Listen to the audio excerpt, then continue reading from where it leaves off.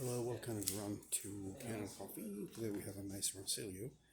This won't heat at all when he came to the shop. So after diagnosing the machine and looking all inside, I found out there are loose connection to the boiler. That's why it didn't heat up at all. So I tested it for a couple hours and I switched the wire and it's working perfectly. And let's pull the shot.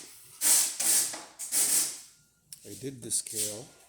We descaled, backflushed, clean, deep, in and out. So it's been descaled and backflushed already. It's ready to go home and make some good coffee.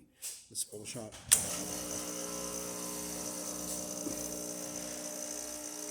There you go. Do you think we should? Coffee's coming out and ready to go. Please don't forget to subscribe and have a great day. Yeah.